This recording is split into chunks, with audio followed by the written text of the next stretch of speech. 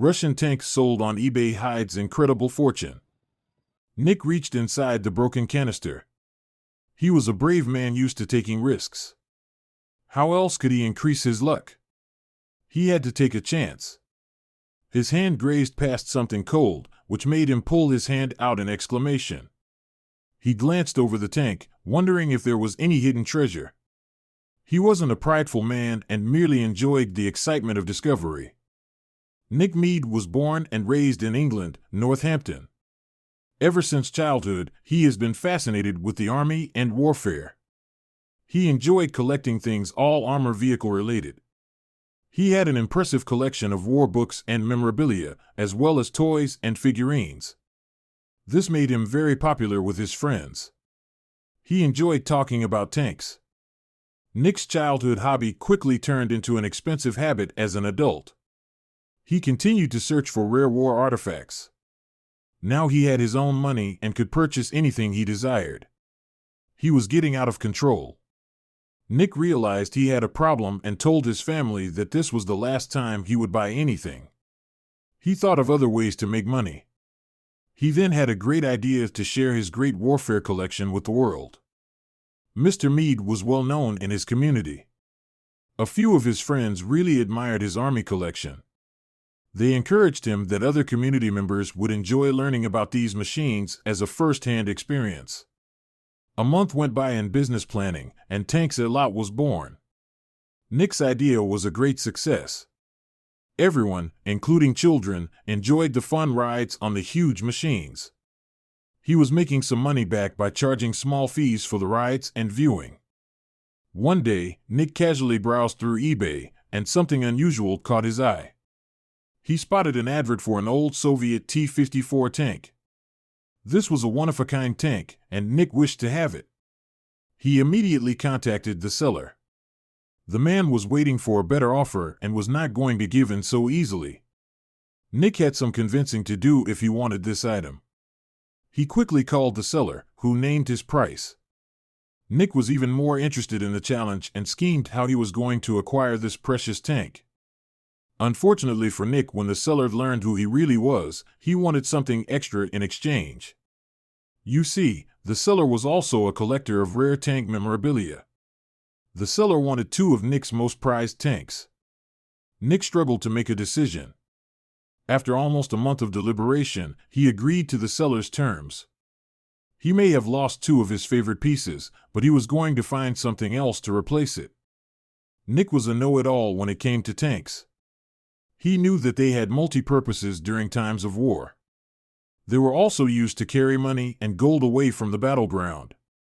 During the Iraq-Iran War, this model of the T-54 was the most commonly used. It was a strong and durable machine built to withstand attack.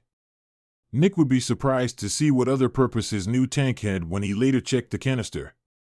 Upon one of the vehicle's safety inspections, something unusual was discovered. Nick's tank team was checking the vehicle per normal when one of them accidentally broke a canister. Nick rushed over to help his employee. He saw that the canister was older than the others and had been broken at the top. He tried to break the top open completely to see what was inside. Thousands of bullets started falling to the floor with a melodious clatter. Nick was astounded and stepped back as they fell at his feet. He was worried they could go off. Nick carefully packed the bullets away. He knew how sensitive old pieces could be. He was still in a state of shock as his team was chattering on about the great find. When he came to his senses, he went straight to police to report his rare find. His best friend and fellow mechanic, Todd Chamberlain, was one of the first to congratulate his discovery. He hugged his friend and said their problems were over now. Todd helped to video record everything accordingly. Nick was glad he had Todd's advice. Together they recorded the whole vehicle and checked for any more hidden. Luckily they were together because what happened next shocked them both. Nick knew there must be more hidden within the tank. As such, he and his staff went to town to search every nook and cranny of the vehicle. He couldn't afford for the old arsenal to be left within the tank. If a civilian became maimed by something he had missed inside the vehicle, he would be held accountable. And so, the great search began. But Nick was not prepared for what was found next. Finding the next bit of hidden treasure wasn't as hard as Nick thought. The team came across another faulty fuel canister. But this was different from the one before. It took 2 staff members to pry the canister off of its holding bracket with crowbars. This canister seemed to weigh a ton. Quickly, Nick bored a hole in the bottom of the fuel tank to see if he could reach inside. He thought he'd find guns to accompany the hidden bullets he had found earlier. But this tank held a far richer keep. As Nick slid his hand across the smooth surface, he got an instant thrill. Quickly, he latched onto the bar and pulled it out of the canister. This discovery sent him reeling. In his hand, Nick held a gleaming gold bullion. He absolutely could not believe his luck. Nick marveled at the bar and showed it to the team. Their eyes grew wide as they jolted into action, feeling encouraged and inspired. Each of them grabbed a crowbar and tackled the heavy canister together. Their strength doubled with the adrenaline of the incredible moment. On the count of 3, they hoist the canister out to see what else was hidden within. And this is when things began to really heat up. With every second, they were closer to a discovery that would change their lives forever. One of Nick's engineers began to reach into the fuel tank. And it seemed every time his hand came out, it was holding another bullion. In total, the tank contained 5 gold bars. This was estimated to cost a whopping $2.4 million. Nick was baffled by the monumental find. But now, he was plagued by his conscience. What would he do with this treasure? First, Nick had to make sure that what he found was real. Although it sure felt and looked real, he had to be sure.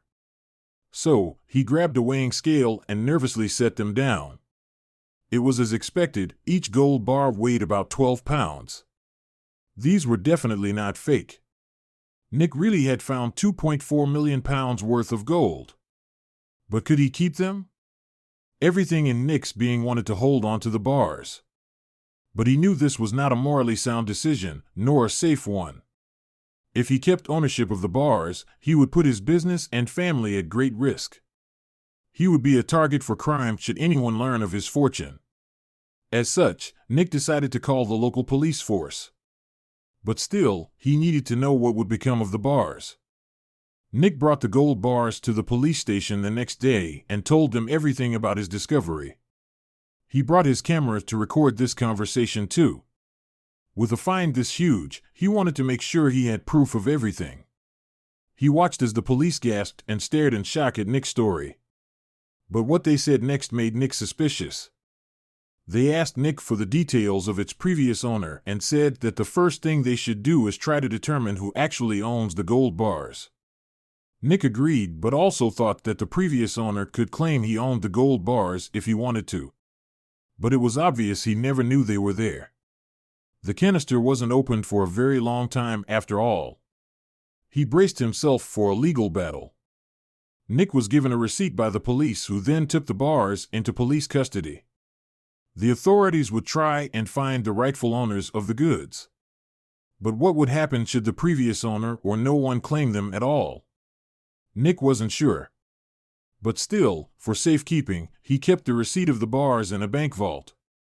Authorities came back with a baffling theory on who the previous owners may be. Luckily, his legal battle never came. The police explained the previous owner was shocked at the find but didn't dare claim the gold as his own. Instead, they had another wild theory. The police shared the news that Nick sure was not ready for. They speculated that the owner of the gold may have been Saddam Hussein himself. The police told Nick that his type of tank was favored by the war veteran during the Iraq-Iran War. Plus, Saddam Hussein's troops were known to pillage the rich Persian Gulf. That would explain the gold and how it got there. But for how long were they there, and how could they have been left there by the troops? This is where the story got wilder. The Iran-Iraq War was a protected armed conflict that began in 1980 when Iraq invaded its neighbor, Iran. The war lasted 8 years and ended with a ceasefire in 1988 and a formal peace agreement in 1990. Saddam Hussein, Iraq's president at the time, wanted to seize control of the rich oil-producing Iranian border region of Khuzestan. But once they started attacking the oil tanker shipping that supplied the rest of the world, the US and Europe got involved to ensure a steady flow to the rest of the world. But what about the gold?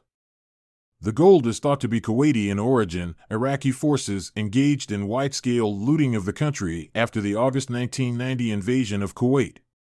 6 months after the end of the war, Iraqi authorities returned 3,216 gold bars under UN supervision.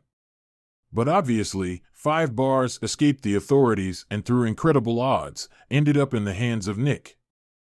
Nick was not only involved in a discovery of a lifetime, but now felt even more connected to his life's mission of collecting and repurposing old war tanks, as well as the Iraq-Iran War.